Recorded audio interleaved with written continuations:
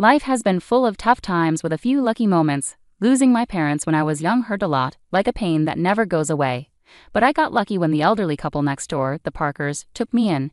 They were the kindest people you could imagine, treating me like their own granddaughter instead of someone they were helping out. We didn't have much money, but we had a lot of love, and that's what mattered. When I turned 18 and was thinking about college, the Parkers died in a car accident. Suddenly, I was alone again. They left me some money for school in their old house in the suburbs. It was a cozy place with lots of memories, but it felt too sad to stay there. So I sold it and bought a small apartment in the city near the college where I enrolled to study financial management. Having a plan and moving forward felt good. Classes were tough but interesting, and I focused on learning everything about numbers and markets. After college, I got a decent job. My days were busy with work, and I was doing okay, but the nights were different. The city felt lonelier than it should for a place with so many people. That's when I met Tom at a friend's party. He was loud, funny, and didn't care who noticed. His energy was contagious, and we clicked right away when he accidentally bumped into me, spilling my drink. "Hey, watch it," I said, more surprised than angry. "My bad, let me make it up to you. What were you drinking?" Tom said with a big grin. "Beer, just beer," I replied, trying not to smile too much. "2 beers, coming right up," he shouted over the music as he headed to the bar. That was Tom, simple, straightforward, and no fuss. We spent the whole night talking about everything and nothing. We found out we both loved old movies and hated sushi. Talking to him was easy, and when the party ended, I didn't want to say goodbye. A year later, he proposed. There were no dramatic gestures, just him, me, and a ring he awkwardly pulled out of his pocket while we were watching TV. "Marry me," he said, holding the ring so tightly I thought he might crush it. I laughed, not because it was funny, but because it was so typical of us. Perfectly imperfect. "Yes, of course, you big goof." Getting married didn't change much at first. We were the same, just officially a couple, which felt right. We settled into life together in my small city apartment, still close to the hustle but now with someone to share the quiet moments. Life felt full, and for the first time in a long while, the evenings didn't feel so empty.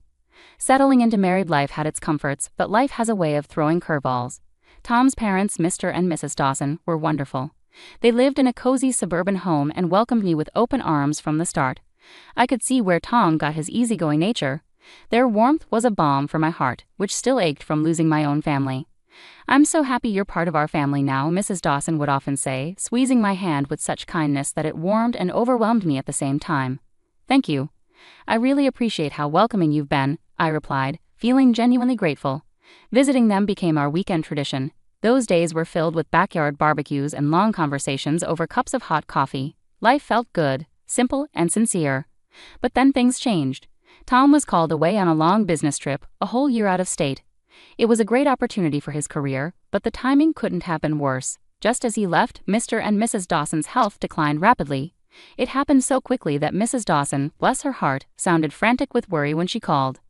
"Grace, I hate to ask, but I really need your help here. Mr. Dawson is not doing well," her voice thick with tears she was trying to hold back.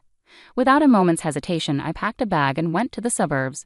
Seeing Mr. and Mrs. Dawson so frail shook me deeply. He had always been a pillar of strength and now looked fragile, connected to life through a tangle of medical equipment. I seamlessly settled into their routine, taking care of cooking and cleaning while Mrs. Dawson focused on Mr. Dawson's care. In the evenings, I sat by their side, reading aloud his favorite books, often finding him asleep before I finished a chapter. "Thank you, Grace," he'd whisper on the good days, his voice a mere whisper of its former strength. "It's my pleasure, really," I'd reply, squeezing his hand gently, hoping to offer comfort through my touch. One quiet afternoon, as I was chopping vegetables for dinner, Mrs. Dawson sat down at the kitchen table looking older than her years. "Grace, I don't know how to say this, but we're in a bit of a bind," she began, nervously twisting her hands together. "Mr. Dawson was the main earner, you know, and with him like this?" I set down the knife, giving her my full attention. "We're in a tight spot, honey. I hate to ask, but could you consider renting out your apartment? It might help us get through this rough patch," Mrs. Dawson said, looking down with clear embarrassment. I didn't hesitate for a moment. "Of course, Mrs. Dawson. I'll take care of it right away," I said firmly, wanting to ease her worries. The apartment rented out quickly, and every month I faithfully sent the rental income to Mrs. Dawson, along with money for groceries and bills. It wasn't easy. The commute to my city job became a daily struggle. But family sticks together, right? That's what I kept reminding myself, even on the toughest days. "You're a lifesaver, Grace," Mrs. Dawson would often say, her relief palpable each time I handed over the money. "It's what family does," I'd reply, though some nights, lying in the guest room and hearing distant sirens from the city, I couldn't help but feel the weight of my responsibilities. Harry's calls were my only relief, his voice a connection to another world. "How are things going, Grace? Are you managing okay?" His concern was always clear, even through the static of our long-distance calls. "We're managing. Don't worry about us," I would say, forcing cheerfulness into my voice to ease his concerns. Life at the Dawsons took a sharp turn when Emily, Mrs. Dawson's daughter from her first marriage, unexpectedly showed up. The atmosphere changed instantly. She had a presence that felt like a cold draft sneaking under the door. I didn't know Emily well, but I'd heard enough from Harry and seen her tense visits with Mr. and Mrs. Dawson. My days were already stretched thin with long commutes and caring for Mr. Dawson, who was now bedridden and declining rapidly. Emily's arrival added a new layer of tension. It was clear she planned to stay, making herself at home as if she owned the place. One evening after a particularly tough day, Mr. Dawson motioned for me to come closer, his voice a strained whisper. "Grace, you need to watch out for Emily. She's not a good person," he said, his tone grave and urgent, sending a chill through me. "I understand, Mr. Dawson. I'll be cautious," I promised, though I wasn't entirely sure what I was preparing for. True to Mr. Dawson's warning, Emily wasted no time asserting her authority. The first indication came one morning when I found her in the kitchen, a storm cloud over the breakfast nook. "Just so we're clear, I'm not here to play housemaid or chef for anyone," she declared sharply, sipping her coffee and eyeing me as if I were intruding in her mother's kitchen. I was taken aback but kept my composure. "Okay, Emily, I've been handling things so far, and I can continue," I replied, trying to keep the peace. "Good, because I don't plan on lifting a finger. This is Mom's house, after all," she snapped back, her eyes challenging me to object. From then on, Emily ensured her presence was felt, but not in a positive way. She ordered takeout only for herself and her mother, leaving their empty boxes for me to clean up. Her disdain was clear and hurtful, but I endured it for Mr. and Mrs. Dawson's sake. "Grace, why don't you join us for dinner tonight?" Mrs. Dawson suggested one evening, a rare moment of warmth in her voice. Before I could respond, Emily interjected sharply. "Mom, Grace has been busy all day. She probably prefers eating later," her words laced with false concern, yet the message was unmistakable. I wasn't wanted. The days grew more difficult, my workload increasing. Emily's entitlement pervaded every corner of the house. At night, I could hear her whispering with her mother, poisoning her against me with her words. Mrs. Dawson, once kind and understanding, began to change, her demeanor colder, her gratitude less frequent. A couple of weeks later, Mr. Dawson passed away. The funeral was somber, with Harry flying in just in time to bid his farewells. It was the first time in months we were together, and having him by my side brought a sense of relief. Yet amidst the grief, I sensed a significant change at the Dawson home. Emily suddenly behaved impeccably, treating everyone with forced politeness. "How have things been while I've been away?"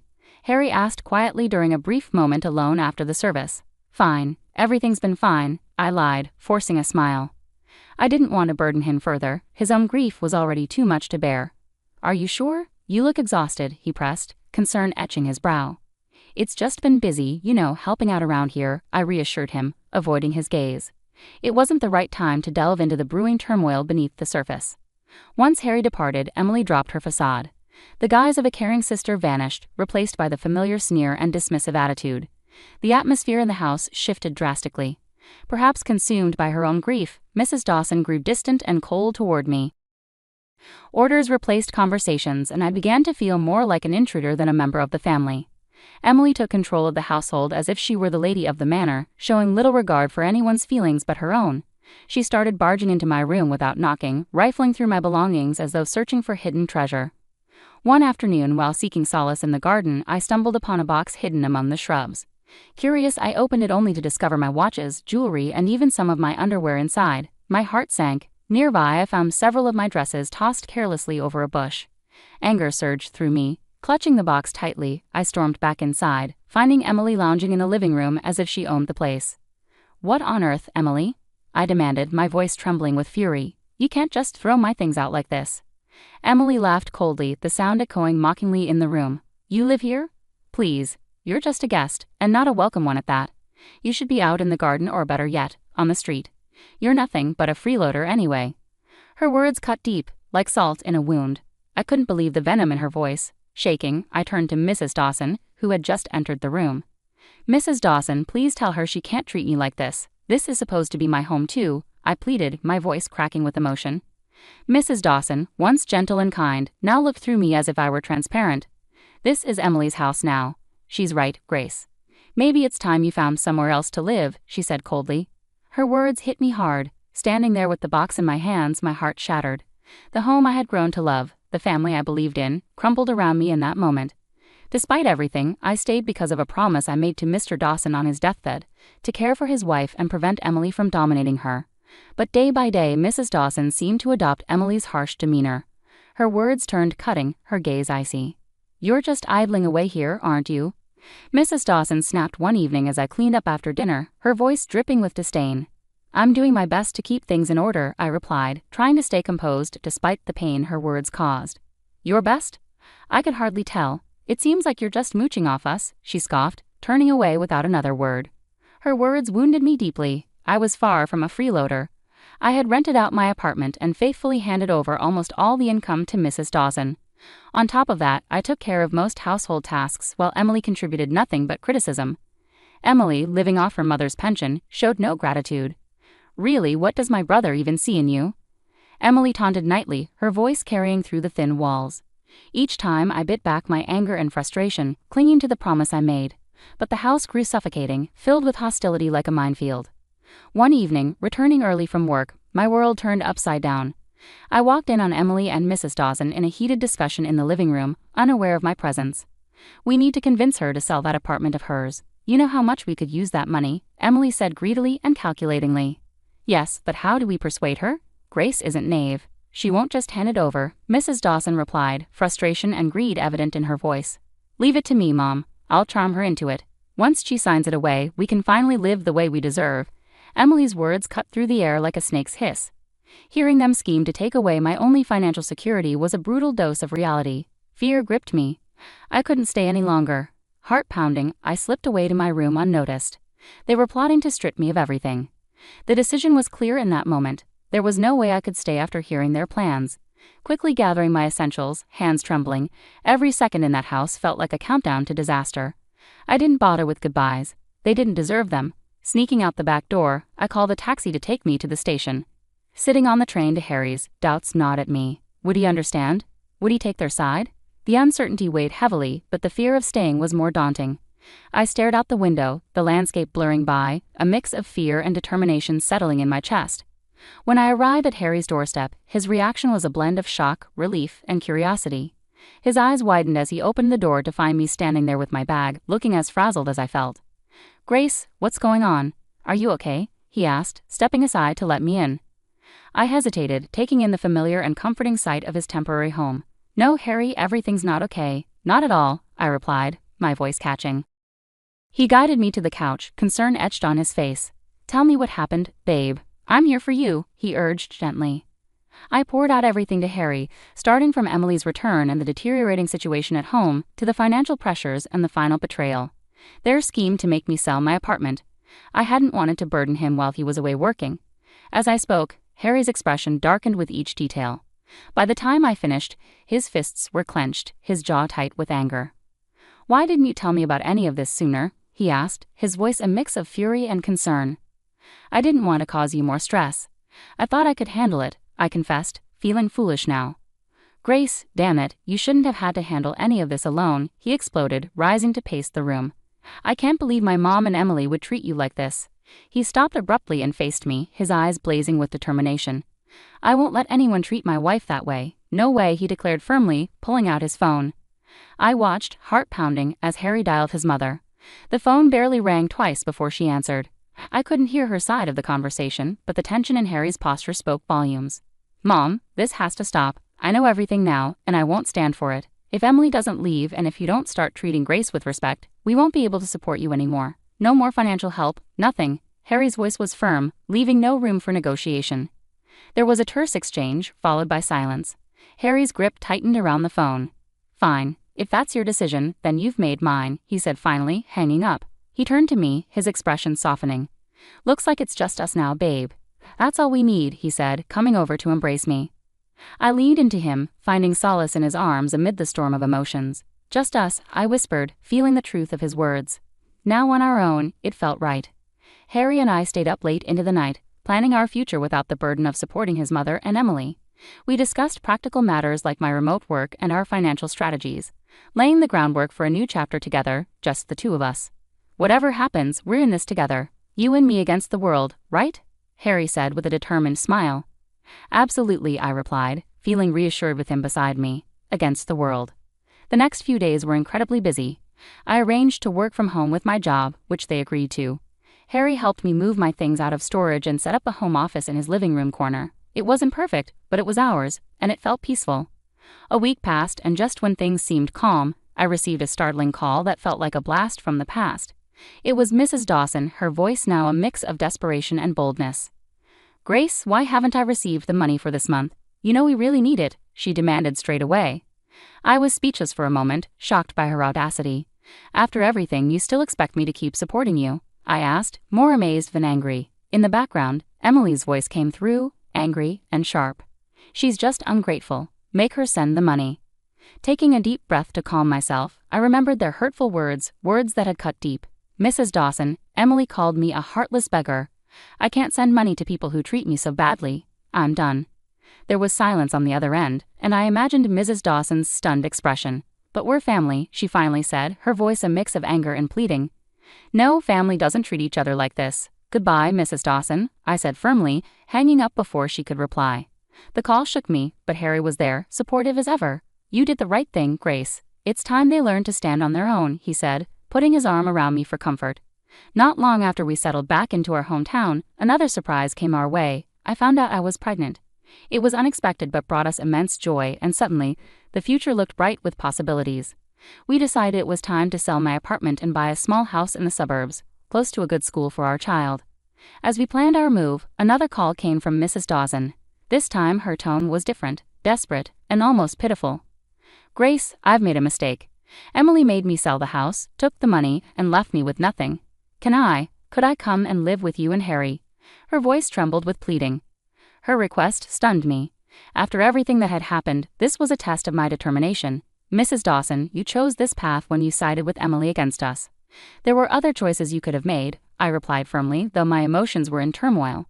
I know I've made mistakes, but you have a kind heart. Can't you forgive an old woman for her wrong choices? She pleaded.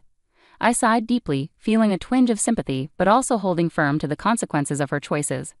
I forgave you long ago, but that doesn't mean I can welcome you back into my life. You need to face the outcomes of your actions, just as I have, I said before ending the call and blocking her number. With determination, we moved ahead with our plans, buying a charming house with a small garden where our child could grow and play. On a lazy Sunday morning, as I leisurely flipped through the newspaper over coffee, a headline caught my attention. Local woman arrested for massive fraud scheme. There in the picture was Emily, in handcuffs and looking defeated. I couldn't help but feel a mix of shock and perhaps a small sense of vindication. Harry, look at this, I called out, holding up the newspaper for him to see. It's Emily. She's been arrested for fraud. Harry took the newspaper, his expression serious as he scanned the article. Wow, can't say I'm surprised, but it's a lot to process. Yeah, it is. But she made her decisions, and now she's dealing with the consequences, I replied, feeling a sense of closure I hadn't realized I needed. Over time, we heard through friends that Mrs. Dawson was living in a small apartment, working 2 jobs to make ends meet. Her pension wasn't enough to cover her living expenses and repay the debt Emily had left behind. Have you heard about your mom? Harry's friend, Matt, brought it up one evening during a backyard barbecue. Yeah, I heard, Harry replied, tending to burgers on the grill. His voice held a hint of sadness but also determination. She chose her path, Matt. It's tough, but that's how it goes. Matt nodded, understanding the unspoken boundaries. You're right, man. Just wanted you to know. After that, the conversation lightened, with talk turning to sports and work as the evening progressed. Life moved forward, and so did we. The joy of our new life became even clearer when Mia arrived. Becoming parents changed everything. It shifted our priorities, our dreams, and even started to heal some old wounds by filling them with new love. Can you believe she's ours? I whispered to Harry one night as we watched Mia sleeping peacefully in her crib. She's perfect, Grace. Absolutely perfect, Harry whispered back, his voice filled with emotion. We cherished each day, celebrating every little milestone Mia reached, each smile, each giggle. She was our little miracle, and with her the difficulties of the past seemed to fade away, making space for new and better memories. Each day was simple yet filled with small moments of joy that created a beautiful tapestry of family life.